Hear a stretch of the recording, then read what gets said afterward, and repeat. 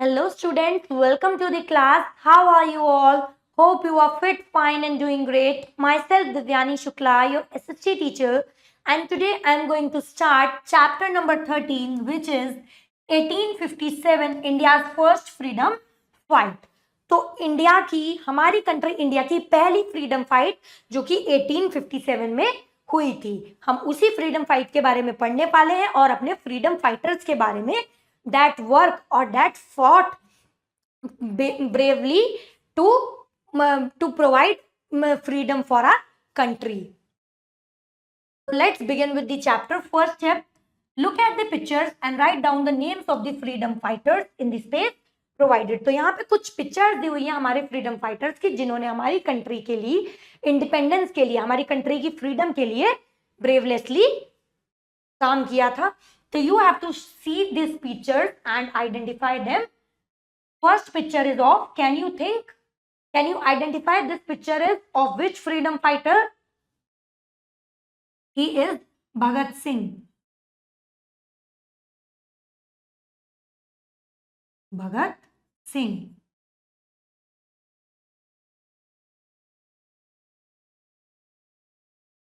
Rest pictures of the freedom fighters you can identify yourself and write down in the given blank.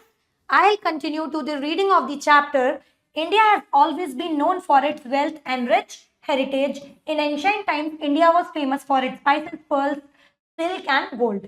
These valuable goods were highly sought after in Europe markets. तो India जो है वो अपनी wealth के लिए और अपने heritage यानी कि कल्चर के लिए, ट्रेडिशंस के लिए जाना जाता है. इंडिया अपनी स्पाइसेस, पर्ल्स, सिल्क और गोल्ड के लिए फेमस है जो कि all over the world transport की जाती हैं.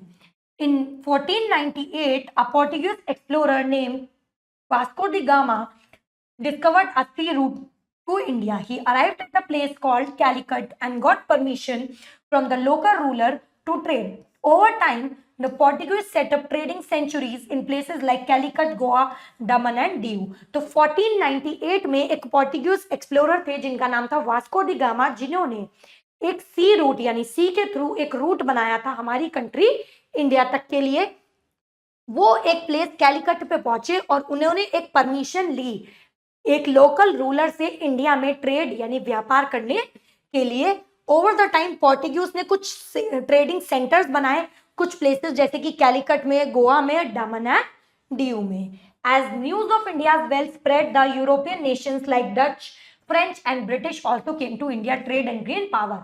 तो इंडिया के वेल्थ की न्यूज अलग अलग जगह पहुंची तो डच, फ्रेंच और ब्रिटिशर्स जो थे वो भी इंडिया आए व्यापार करने के लिए. Next topic, the arrival of the British east India company. अब ब्रिटिश ईस्ट इंडिया कंपनी का अराइवल कब हुआ, यानी कि ब्रिटिशर्स कब हमारी इंडिया में आए और कब उन्होंने अपनी ईस्ट इंडिया कंपनी चलाई. इन 1600, a group of 100 merchants from London asked Queen Elizabeth I permission to start the British East India Company. This company was given to the right to trade in India by the Mughal Emperor Jahangir. The British set up their first trading center in Surat. Later they expanded to other places like Bombay, now Mumbai, and Madras, now Chennai. तो 1600 में कम से कम 100 groups, एक group था 100 merchants का जिन्होंने London से queen Elizabeth से permission ली थी कि वो ब्रिटिश ईस्ट इंडिया कंपनी खोले. इस कंपनी को राइट टू ट्रेड किसने दिया था, मुगल एम्परर जहांगीर ने. ब्रिटिश ने अपना पहला ट्रेडिंग सेंटर सूरत में खोला. उसके बाद उन्होंने वहीं से और अदर कंट्रीज में और अदर प्लेसेस जैसे कि बॉम्बे, जिसे आज की डेट में हम मुंबई कहते हैं, और मद्रास, नाउ कॉल्ड चेन्नई, यहां तक इसे एक्सपेंड करना शुरू किया. The French also started a trading company and set up centres in Chandannagar, Bengal and Pondicherry. तो फ्रेंच ने भी अपनी ट्रेडिंग कंपनी खोली, उसने भी उसे एक्सपेंड करना शुरू किया बंगाल में और पौंडीचेरी में. However, there were conflicts between French and British. In the end, the British became more powerful. उसके बाद हमारे फ्रेंच ने भी खोली थी हमारी कंपनी ट्रेडिंग सेंटर्स और हमारे ब्रिटिशर्स ने भी. तो उनके बीच कुछ कॉन्फ्लिक्ट्स यानी लड़ाई झगड़े हुए. लास्ट में ज्यादा पावरफुल और ज्यादा पावर किसने गेन की, ब्रिटिशर्स ने. British become more powerful. Next heading, the battle of Plassey 1757. तो बैटल ऑफ प्लासी कब हुआ था, कौन से ईयर में, 1757 में. At first, the British East India Company focused on trading. However, they soon start building forts and keeping armies to protect their trading center. This led to conflicts with local rulers. तो पहले British east India company ने trading पे यानी कि व्यापार वगैरह पे focus किया. उसके बाद उन्होंने अपने कुछ फोर्ट्स बनाने शुरू कर दिए, आर्मीज बनाई अपनी ट्रेडिंग सेंटर्स को प्रोटेक्ट करने के लिए, जिसकी वजह से लोकल रूलर्स के साथ उनके कुछ कॉन्फ्लिक्ट्स यानी लड़ाई झगड़े हुए. In Bengal the ruler was Nawab Siraj ud-Daulah. He did not like the British expanding their power. He asked the British to remove their forts and armies, but they refused. This led to a big battle called the Battle of Plassey in 1757. The British won this battle and took control of Bengal. तो बंगाल के ruler जो थे पहले के time पे, British east India company जब आई थी उस टाइम पे, वो है नवाब सिराजुद्दौला. उन्हें ब्रिटिश की ये पावर एक्सपेंड करना बिल्कुल भी उन्हें ये पसंद नहीं आया, तो उन्होंने इसको रिफ्यूज करा. लेकिन ब्रिटिशर्स नहीं माने, जिसकी वजह से कुछ कॉन्फ्लिक्ट्स और कुछ बैटल हुए. बैटल ऑफ प्लासी जो कि हमारी 1757 में हुई बंगाल के बीच में और ब्रिटिशर्स के बीच में, और उस बैटल को किसने जीता? ब्रिटिशर्स ने, और सारा कंट्रोल उन्होंने अपने हाथों में ले लिया. विद बंगाल, उन्होंने बंगाल को भी अपने कंट्रोल में कर लिया. With Bengal under their control, the British started expanding their power across India. They took advantage of fights between local rulers to gain more control. Over time, the British became very powerful and wealthy in India. तो बंगाल को भी, अब battle of Plassey के बाद Britishers उसमें जीते थे, तो उन्होंने बंगाल को भी अपने कंट्रोल में ले लिया. और जो भी लोकल रूलर्स आपस में लड़ रहे थे, उनकी जो लड़ाई थी, उन्होंने उनका भी यूज किया अपने आप को और ज्यादा पावरफुल बनाने के लिए. कुछ टाइम बाद ब्रिटिश जो है वो इंडिया में बहुत ज्यादा पावरफुल और वेल्दी बन गए थे. Next topic, imperialized exploitation by the British. तो ब्रिटिशर्स की वजह से क्या क्या एक्सप्लॉयटेशन हुआ था? Let's read it. The Britishers were mainly interested in making money. They forced farmers in Bihar to grow indigo, a plant used to make blue dye for British textile mills. The farmers had to sell the indigo at very low prices, which made them very poor. तो Britishers जो थे पहले वो trading में interested थे, लेकिन अब वो केवल मेकिंग मनी यानी पैसा बनाने में इंटरेस्टेड थे. उन्होंने बिहार के फार्मर्स को फोर्स किया कि वो इंडिगो ग्रो करें. इंडिगो क्या है? एक ऐसा प्लांट है जिससे ब्लू डाई प्रोड्यूस होती है ब्रिटिश टेक्सटाइल मिल्स के लिए. और फार्मर्स को फोर्स किया गया कि फार्मर्स उस इंडिगो को ब्रिटिशर्स को सस्ते दामों पर बेचे, जिससे कि बिहार के जो भी फार्मर्स थे और जो भी ऑल ओवर वहां की जो भी ऑल ओवर वेल्थ थी वहां की, जो भी सारे लोग थे वो सारे गरीब होते चले गए. Similarly, Indian weavers were made to sell their cloth at unfair prices. The Britishers also brought raw cotton from India at low prices. They sent this cotton to Britain, where it was made into cloth and sold back to India at high prices. This made Indian weavers and farmers very poor. तो ऐसे ही Indian viewers को force करा गया कि वो अपने cloth को unfair prices पे यानी कि सस्ते दामों पे उन्हें बेचे. इंडिया से कॉटन लाई जाती थी, फिर वो ब्रिटेन भेजी जाती थी. वही कॉटन वहां पे उससे कुछ कपड़े बनते थे और वही कपड़े इंडिया को बेचे जाते थे एट वेरी हाई प्राइसेस, जिसकी वजह से इंडिया में पॉवर्टी बढ़ती गई. The Britishers also introduced a rule called doctrine of lapse. This rule said that if a king died without a direct heir, the British would take over his kingdom. These policies made many people in India very angry and unhappy. उसके बाद Britishers ने एक rule introduce करा जिस rule का नाम था doctrine of lapse. Doctrine of lapse क्या कहता था कि अगर कोई राजा अपने बिना किसी सन के, अपने बिना किसी बेटे के मर जाता है, तो उस किंगडम का जो रूल है वो ब्रिटिशर्स अपने हाथों में ले लेंगे. इस रूल की वजह से इंडिया के बहुत सारे लोग जो थे वो बहुत गरीबी से जी रहे थे, बहुत ही अनहैप्पी और बहुत एंग्री थे ब्रिटिशर्स पे. The revolt of 1857. The revolt of 1857 is also called India's first struggle for independence. It started with Indian soldiers in the British Army. The British introduced a new rifle called the Enfield rifle. तो जो revolt था 1857 में जो हुआ था, वो India का सबसे पहला इंडिपेंडेंस के लिए फ्रीडम मूवमेंट था, पहला स्ट्रगल था जो कि इंडिया ने अपनी इंडिपेंडेंस यानी आजादी के लिए लिया था.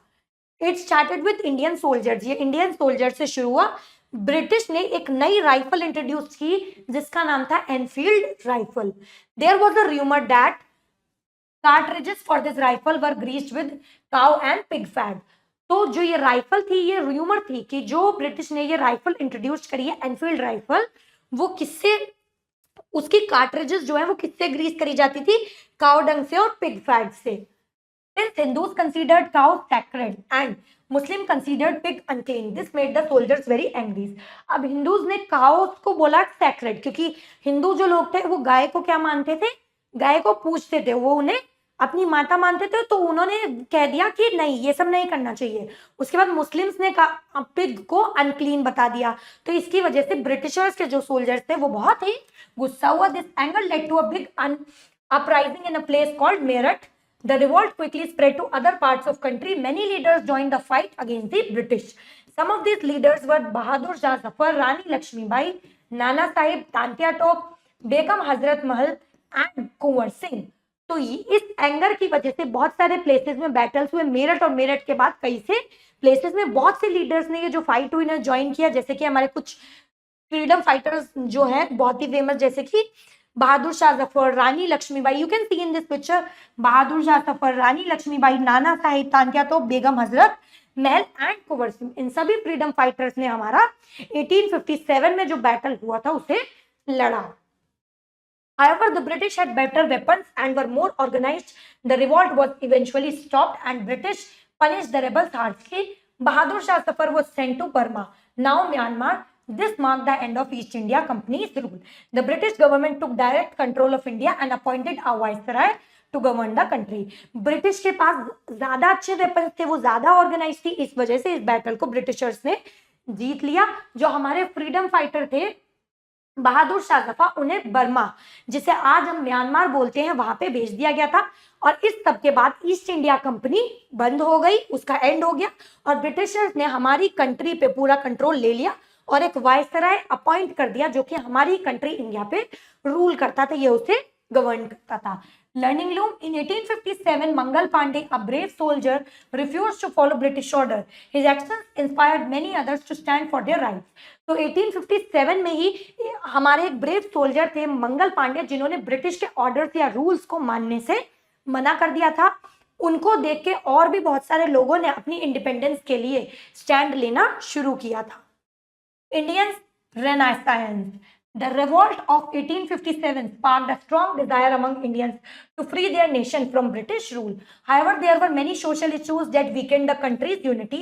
These issues including child marriage, caste discrimination, and practice of sati, where a widow would burn herself on her husband's funeral pyre. तो जो रिवॉल्ट हुआ 1857 में, उसके बाद लोगों को और भी ज्यादा ये हुआ कि हाँ, हमें इंडिपेंडेंस चाहिए। तो उसके बाद बहुत सारे कुछ सोशल इश्यूज थे जिसने हमारी कंट्री के सिटीजन्स, हमारी कंट्री इंडिया के सिटीजन्स के बीच की यूनिटी कम कर दी थी। कुछ इश्यूज जैसे कि चाइल्ड मैरिज यानी कि जब छोटी उम्र में ही लोगों की, बच्चों की शादी कर देना। कास्ट डिस्क्रिमिनेशन यानी कि लोगों की कास्ट के हिसाब से उन्हें बैकवर्ड फील कराना। और प्रैक्टिस ऑफ सती एक ऐसा मूवमेंट है जहां पे विडो यानी कि विडो को उसके हस्बैंड के फ्यूनरल पे मरने को कहा जाता था। Many reforms worked hard to abolish these practices and uplift society.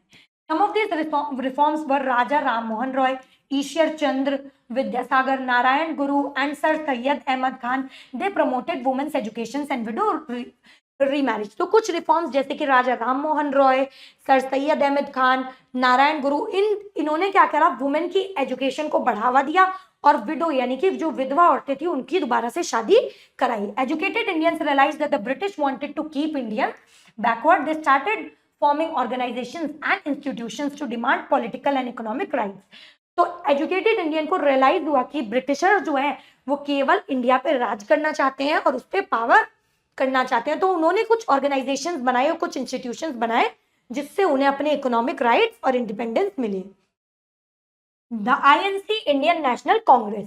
अब इंडियन नेशनल कांग्रेस बनी जिससे कि बहुत सारे, जिसमें कि हमारे ब्रेव सोल्जर्स थे जो कि इंडिपेंडेंस और राइट्स के लिए, इंडियन इंडिपेंडेंस और राइट्स के लिए बनाई गई थी। इन 1885 a retired British officer named A.O. Hume founded the Indian National Congress. The INC was created to give Indians a voice and to demand their rights from British.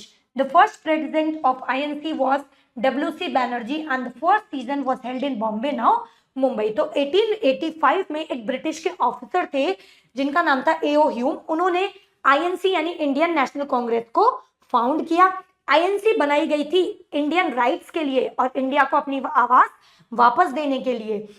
जो हमारे पहले president थे INC के वो थे WC बैनर्जी और पहला session INC का बॉम्बे में हुआ जिसको आज हम मुंबई भी कहते हैं। Many leaders played a key role in promoting national unity through the INC. Some of these leaders were Dadabhai Naoroji, SN Banerjee, Gopal Krishna Gokhale, Madan Mohan Malviya and बहादुर त्याग जी। तो बहुत सारे लीडर्स आए जिन्होंने की रोल प्ले किया हमारे Indian national Congress में। कुछ लीडर्स जैसे कि SN बनर्जी, गोपाल कृष्ण, दादाभाई नौरोजी, इन्होंने की रोल प्ले किया इंडियन नेशनल कांग्रेस को आगे बढ़ाने में और लोगों को उनके राइट्स प्रोवाइड कराने में। The INC used moderate methods like petitions and discussions to demand rights. However, some leaders like Bal Gangadhar Tilak, Bipin Chandra Pal and Lala Lajpat Rai believed that more aggressive actions were needed. Tilak's famous slogan was freedom is my birthright and I shall have it. तो INC ने कुछ moderate methods का use किया, कुछ meetings करी, कुछ discussions करी अपने राइट्स वापस से लेने के लिए। कुछ लीडर्स जैसे कि बाल गंगाधर तिलक, बिपिन चंद्रपाल और लाला लाजपत राय ने उन्होंने ये बिलीव किया कि कुछ एग्रेसिव एक्शंस लेने पड़ेंगे अपनी राइट्स वापस लेने के लिए। बाल गंगाधर तिलक का जो एक फेमस स्लोगन था वो क्या था? Freedom is my birth right and I shall have it. Freedom यानी आजादी मेरा बर्थ राइट है और मुझे ये मिलना चाहिए। Learning loop, the uprising of 1857 did not bring full freedom but it gave courage to many others who later stood up for Indian independence. तो जो 1857 का जो अपराइजिंग था वो पूरी तरीके से फ्रीडम नहीं लाया, लेकिन लोगों में करेज आ गया अपनी इंडिपेंडेंस के लिए लड़ने के लिए। Now it's the time of thinking cap time. Read the poem aloud and answer the questions that follow. So you have to read this poem. Brave hearts stood with heads held high, dreaming of freedom under the sky. They marched ahead with hope so bright, fighting for truth with all their might. Now, moving to the first question, who stood with heads held high? Who stood with held high? Brave hearts. The answer is brave hearts.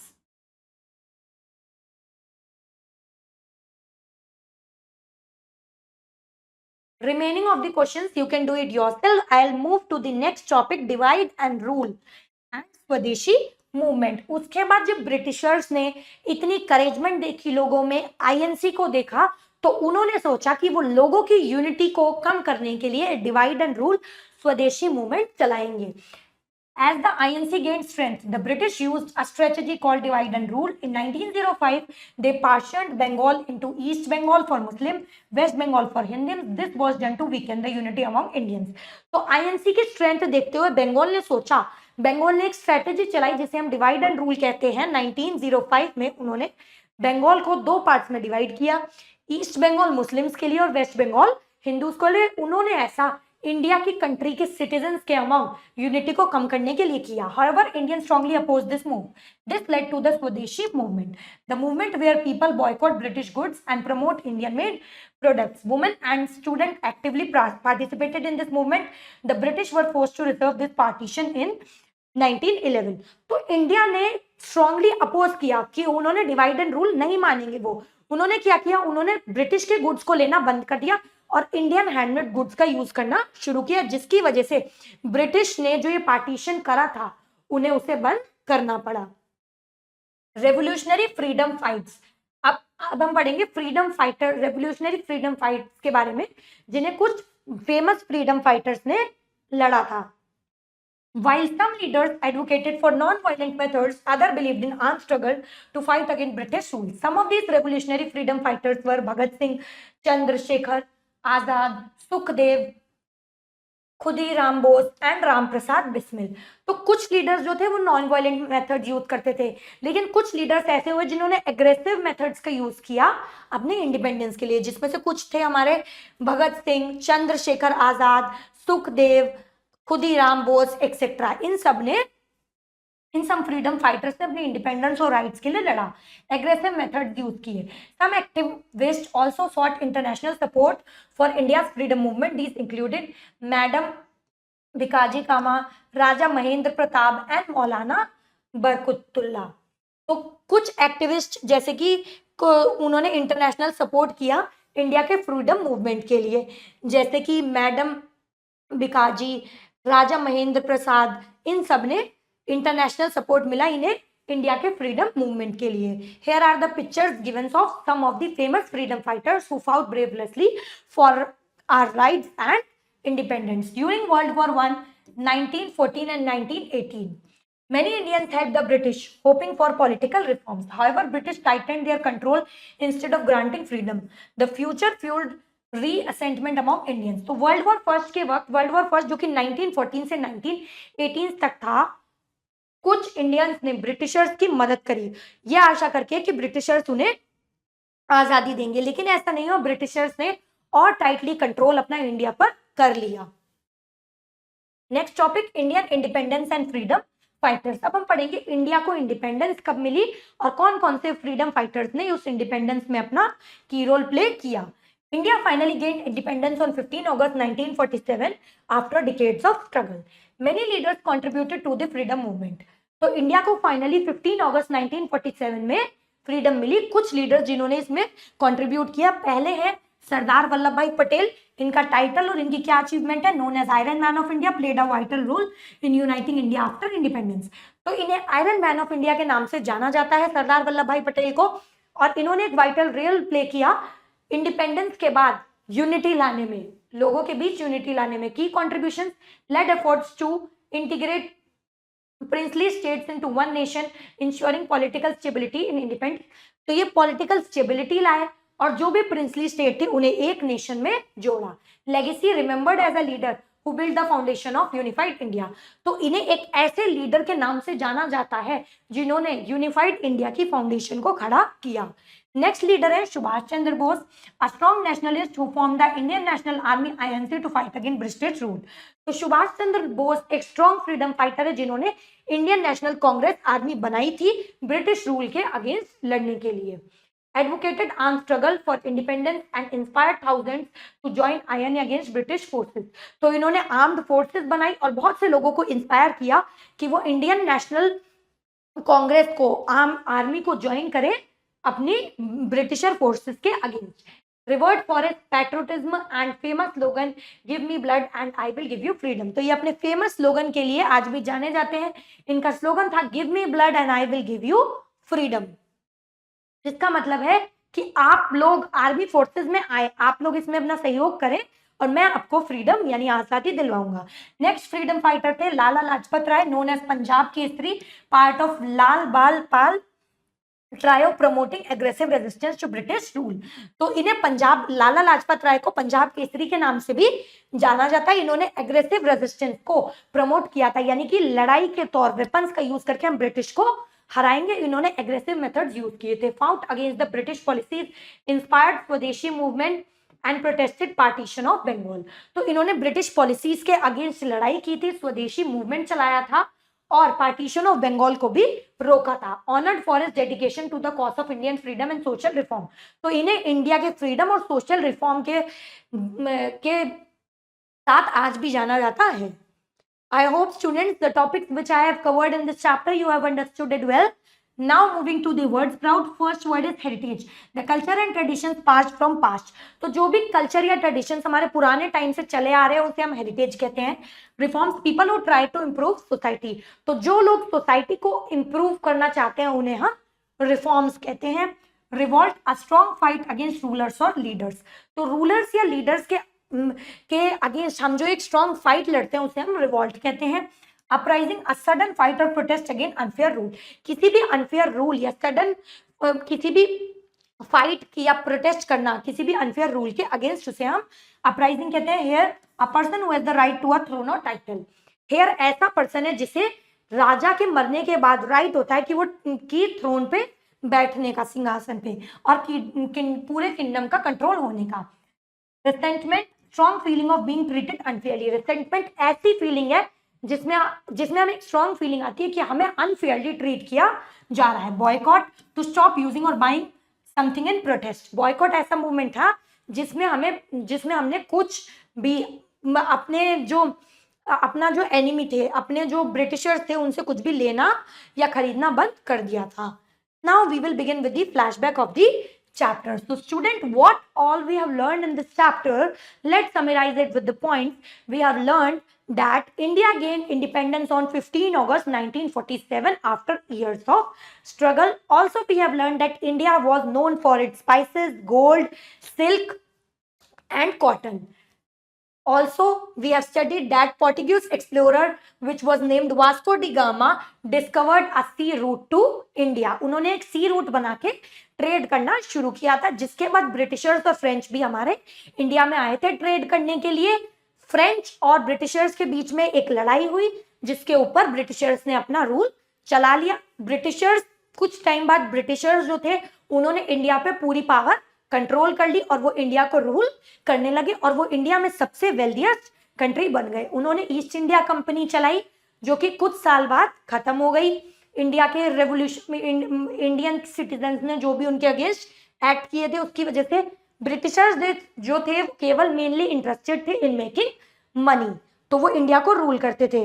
Britishers forced farmers of India to grow indigo and sell them at lowest prices. Britishers ने force किया कि वो Indigo grow करे और farmers उन्हें सस्ते दामों पर बेचें, जिसकी वजह से इंडियन सिटीजन पॉवर्टी से सफर कर रही थी। ऐसे ही इंडिया से क्लॉथ लाया जाता था, इंडिया से रॉ मटेरियल लाया जाती थी कॉटन, और उससे ब्रिटेन भेज के क्लॉथ बना के उसे इंडिया में ही हाईएस्ट प्राइसेस पे भेजा जा रहा था, जिसकी वजह से भी हमारी कंट्री और वीक हो रही थी। हमने कुछ अपने फ्रीडम फाइटर्स के बारे में पढ़ा, सुभाष चंद्र बोस, रानी लक्ष्मीबाई और भी ऐसे फ्रीडम फाइटर्स जिन्होंने, सुभाष चंद्र बोस, रानी लक्ष्मीबाई, गांधी जी, जिन्होंने हमारी इंडिया में लड़ने में हमारी बहुत मदद की थी और इंडिपेंडेंस में मदद की थी।